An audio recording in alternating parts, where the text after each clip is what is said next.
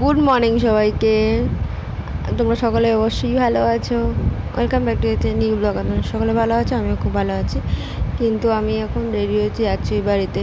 যাওয়ার কথা ছিল না, কারণ আমি ভাবছিলাম যাবো না, আমার শরীরটা প্রচণ্ড খারাপ হয়েছে। আমি সত্যি বলছি, বিশ্বাস করে আমি জানিই না আমার কেন এত শরীর খারাপ হচ্ছে। 2024 হয়তো আমার জন্য ভালো যাচ্ছে না, সত্যি আমার জন্য ভালো যাচ্ছে না, কি যাচ্ছেই না, আমার সময়টাই ঠিক যাচ্ছে না।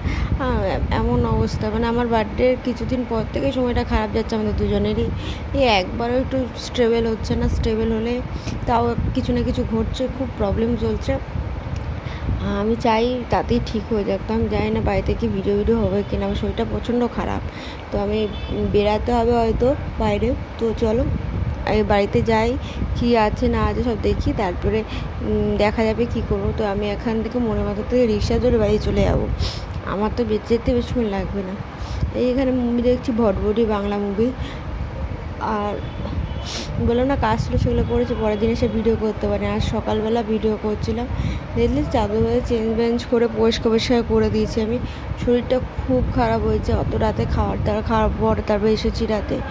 আমার না অম্বল হয়ে গেছে, অ্যাসিডিটির হয়ে গেছে। এবার সত্যি কথা বলতে এত শরীর খারাপ মধ্যে ওগুলো হলে না আরও শরীর খারাপ লাগে। তো ভালো করে ফ্রেশন আপ হয়ে মেডিসিন নিয়ে মুড়ি খাচ্ছিলাম। মুড়ি যেটা আমি খেতে একটু পছন্দ করি না।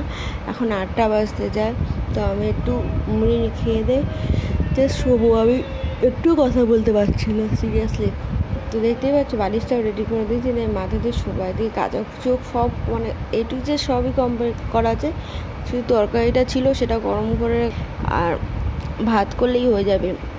কেন দুপুরবেলা না পড়তে বসার সময় পড়তে বসবো, নাহলে হবে না। তো চলো খেয়ে দে, দুটো খেয়ে দে, একটু শুই। টাটা।